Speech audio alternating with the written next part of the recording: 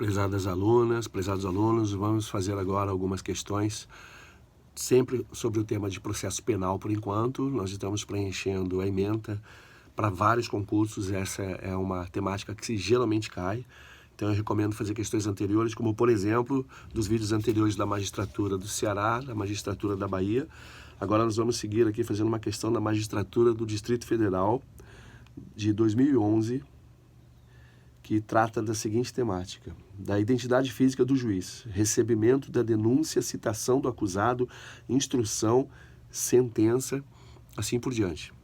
Opção A: o despacho do juiz, após o recebimento da denúncia ou queixa, ordenando a citação do acusado para responder à acusação no prazo de 10 dias, obriga-o a proferir sentença. Vamos ver agora a opção B. O despacho do juiz, ordenando a intimação do acusado, de seu defensor e do Ministério Público para a audiência de instrução, obriga-o a proferir sentença.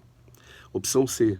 Os princípios constitucionais do contraditório e da ampla defesa obrigam o juiz que presenciou a colheita da prova a proferir sentença.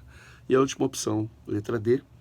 A resposta do acusado decorrente da citação ordenada pelo juiz que recebe a denúncia obriga-o a proferir sentença.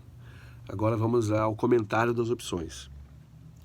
A Lei 11.719 de 2008 introduziu o artigo 399 do Código de Processo Penal, o artigo 2º, o parágrafo 2º, conferindo-lhe a seguinte redação, abre aspas, o juiz que presidiu a instrução deverá proferir a sentença, fecha aspas.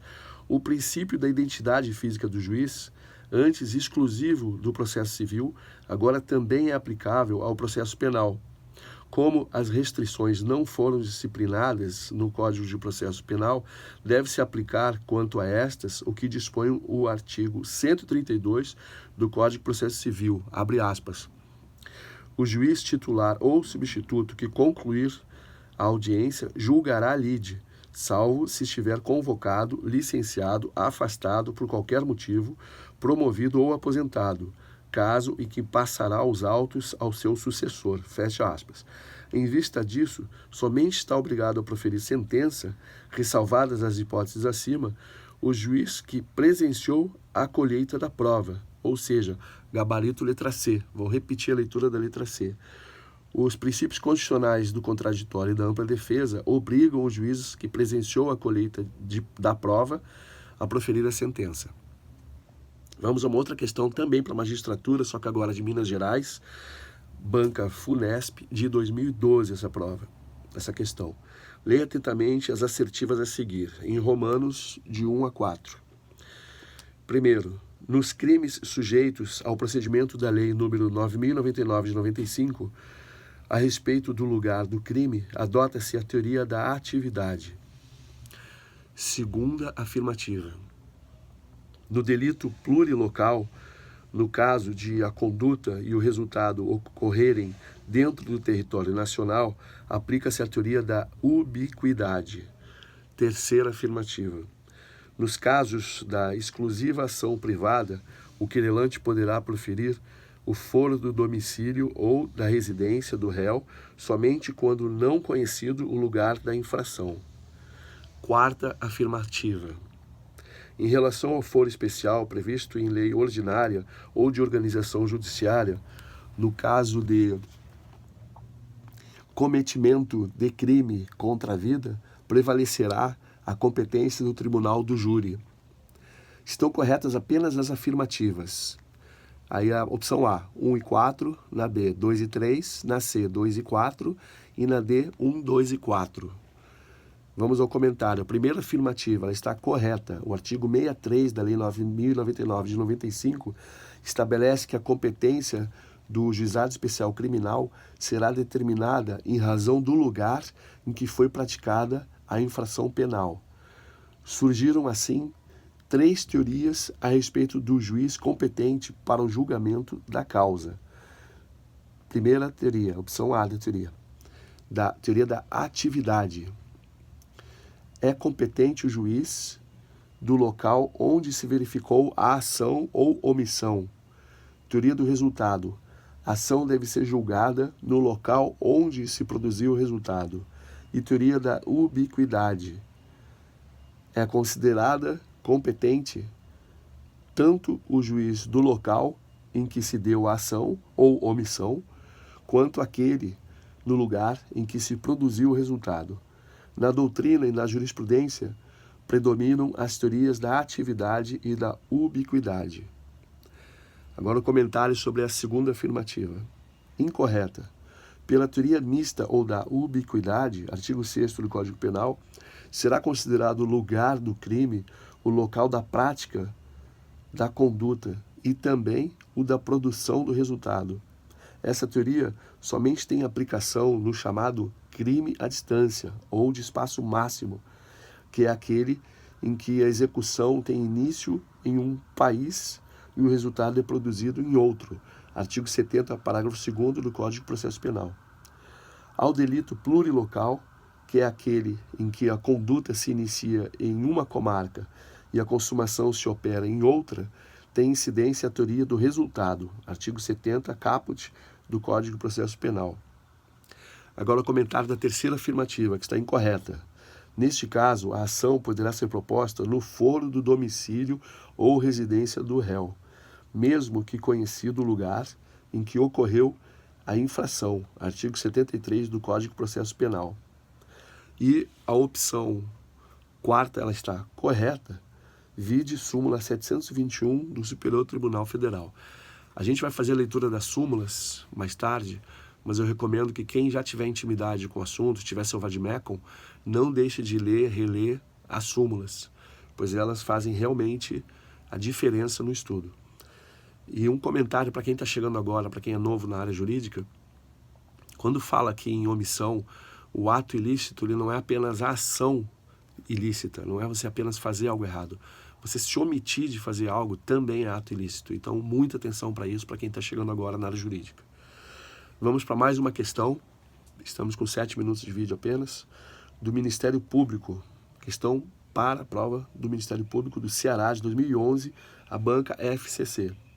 O artigo 10 da Declaração Universal dos Direitos do Homem, proclamada pela Assembleia Geral das Nações Unidas em Paris, ao dia 10 de dezembro de 1948, consagra que toda pessoa tem direito, em condições de plena igualdade, de ser ouvida publicamente e com justiça por um tribunal independente e imparcial para a determinação de seus direitos e obrigações ou para exame de qualquer acusação contra ela em matéria penal.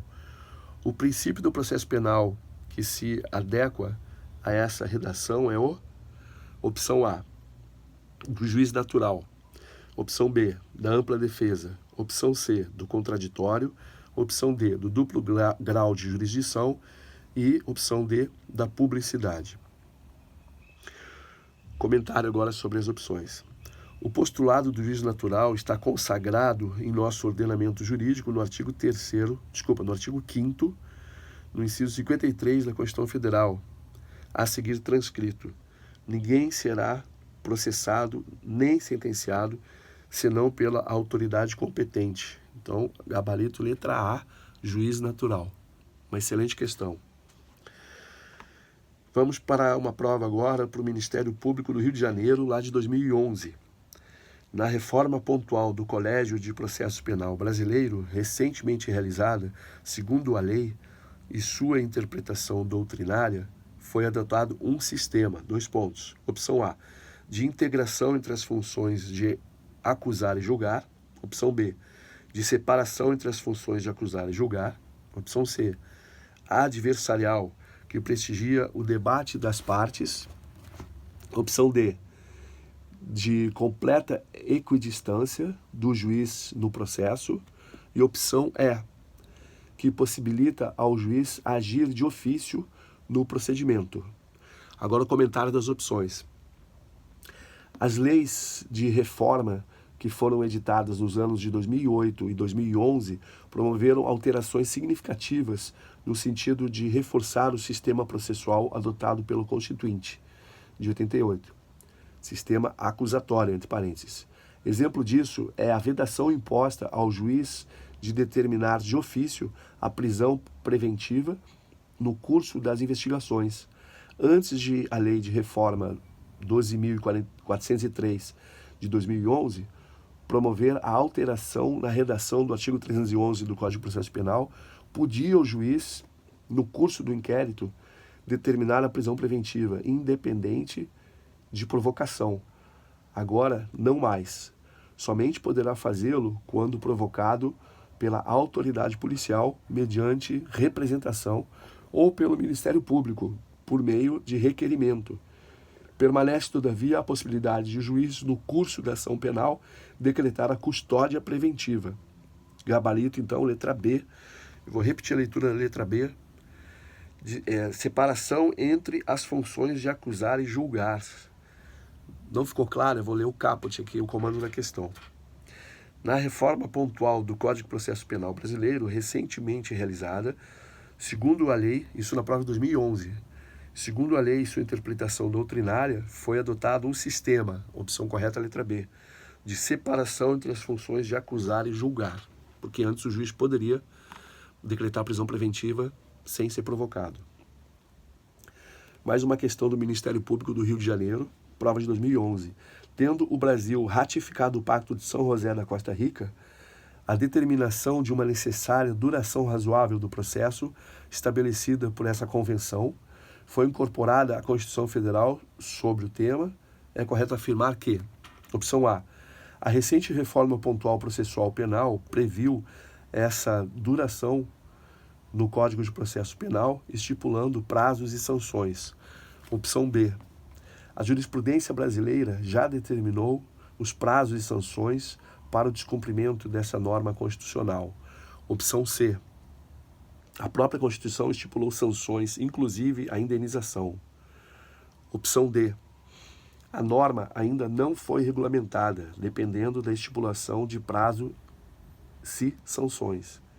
E a última opção, letra E, em caso de processo com duração não razoável, pode o juiz extinguir o processo. Vamos aos comentários das opções.